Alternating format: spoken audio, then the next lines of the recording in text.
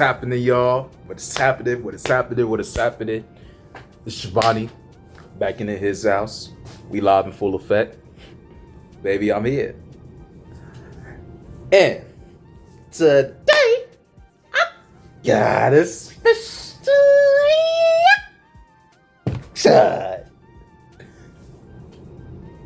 for y'all.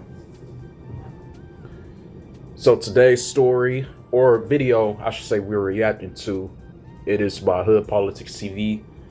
And the title of the video is When a Party Turns Deadly, the story of Gurl Mad from Denver Lane Bloods.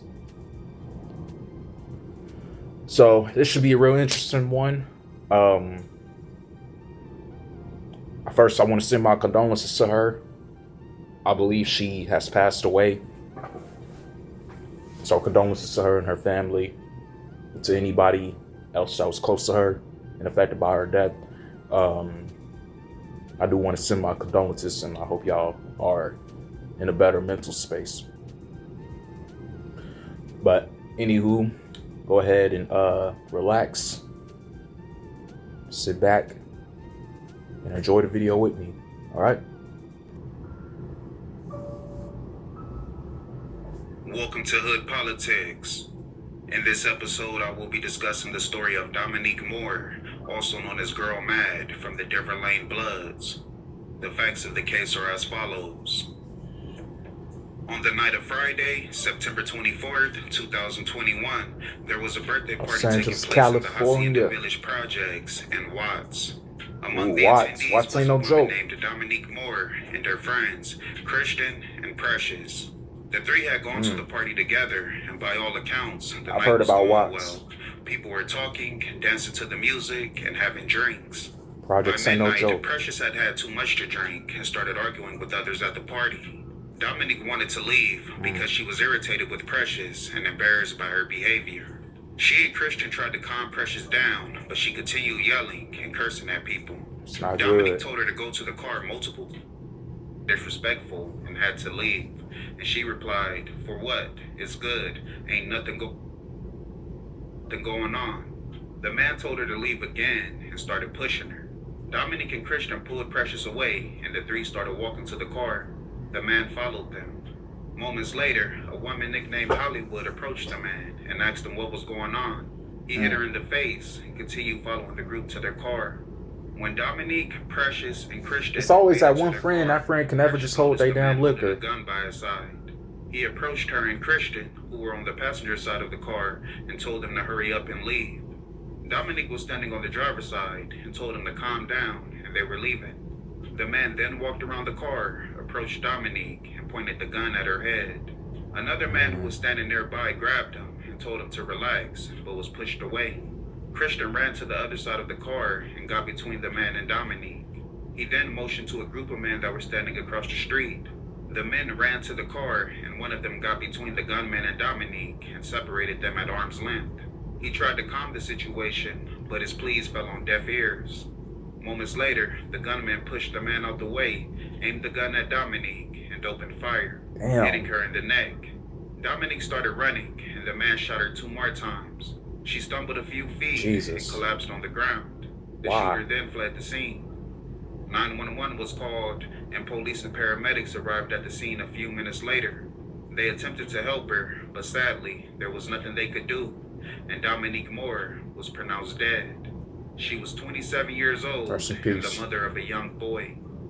Detectives arrived at the scene and began their investigation. They found that Dominique had been shot in her elbow, thigh, and the neck. The gunshot to her neck was fatal, and based on the stifling around the wound, the bullet was fired from point-blank range. They then obtained surveillance footage from cameras inside the projects.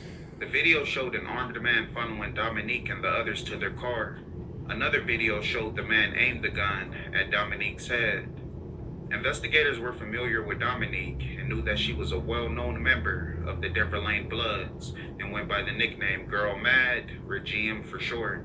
She was the sister of a well-known Denver Lane member nicknamed Baby E-Mac, and around the time of her death, she was in a relationship with another Denver Lane member nicknamed Baby B Brazy. A few years prior, he was charged with multiple murders, attempted murders, and robberies. Dominique took the witness stand during his trial and testified on his behalf, but her testimony did little to help, and Baby B. Brazy was sentenced to 2 life sentences without the possibility of parole, plus 256 years to life in prison. Trigger happy. Dominique Just wanted also a had her reason to own shoot legal somebody. issues. Shortly before her death, she was sentenced to 5 years probation after her and a group of Denver Lanes attacked a group of people with a knife. Investigators were familiar with Hacienda Village and knew that it was one of the most dangerous areas in the city. The projects are claimed by a gang called the Hacienda Village Bloods, also known as HVB. The gang was founded in the 1970s and quickly became one of the most notorious gangs in the city.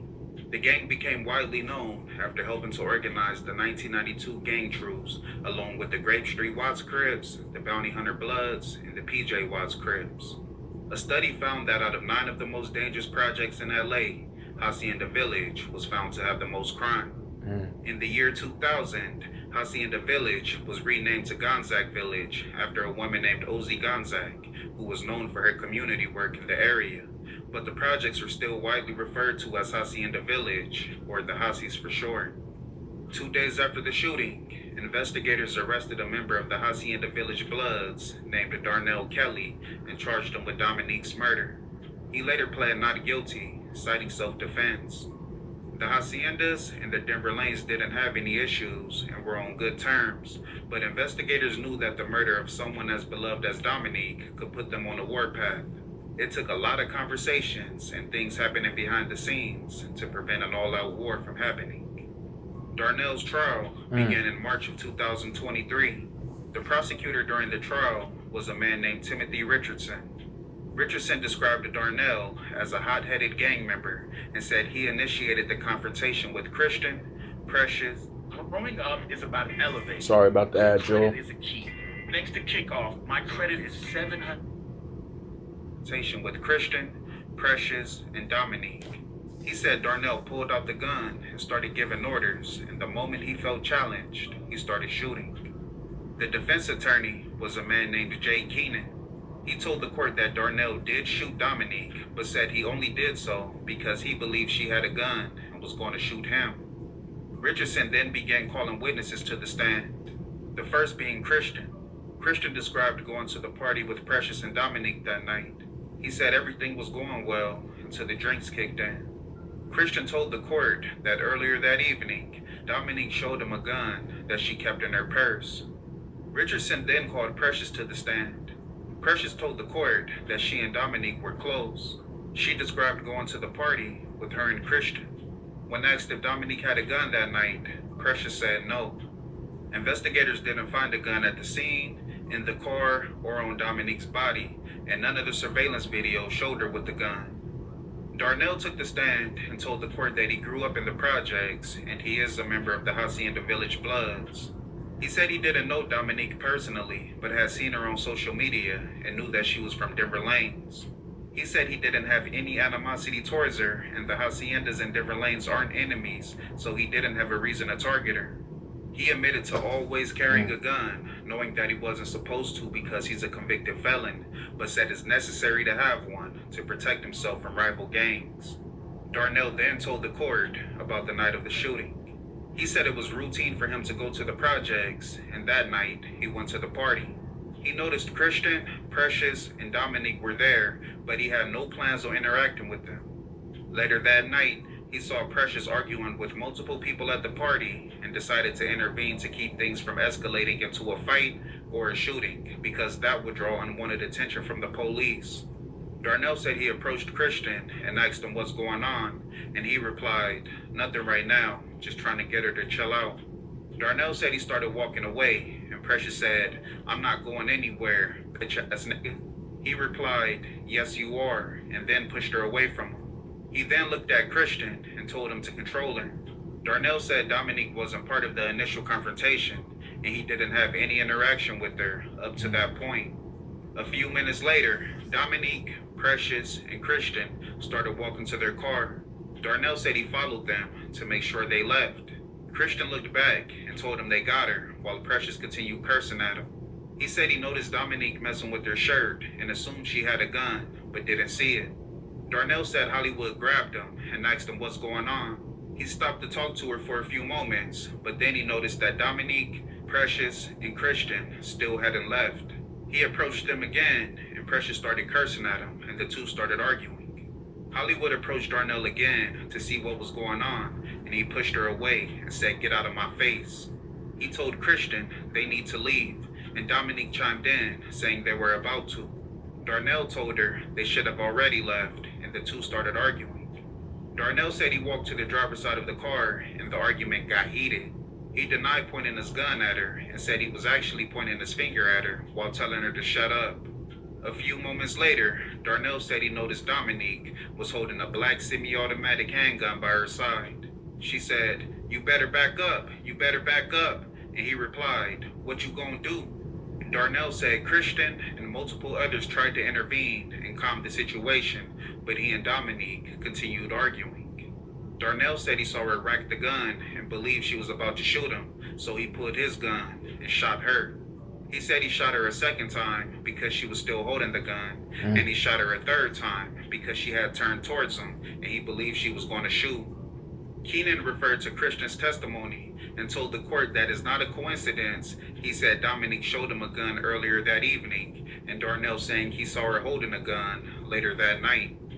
Richardson played surveillance video of the shooting for the court and said it clearly contradicts Darnell's claim of self-defense. He pointed out how Darnell went out of his way to confront the group and how he kept following them while yelling insults and making threats as they walked to their car. He said the video showed that Dominique wasn't armed and wasn't a threat.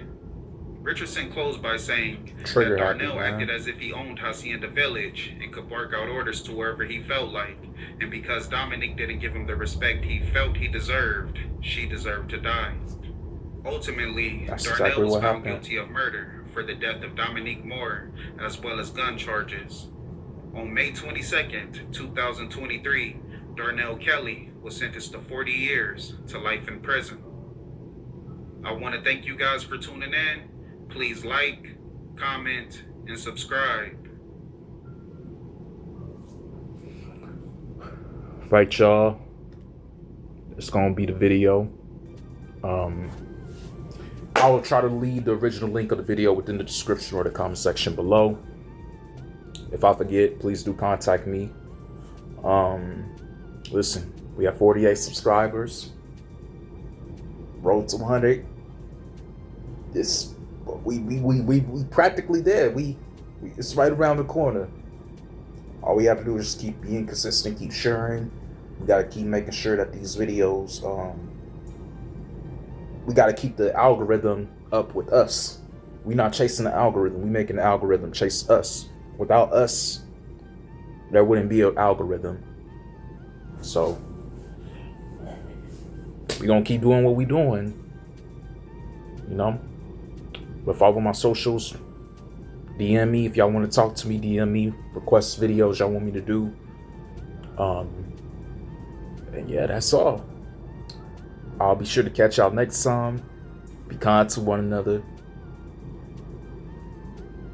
Be nice to one another. Protect each other. Let's love each other.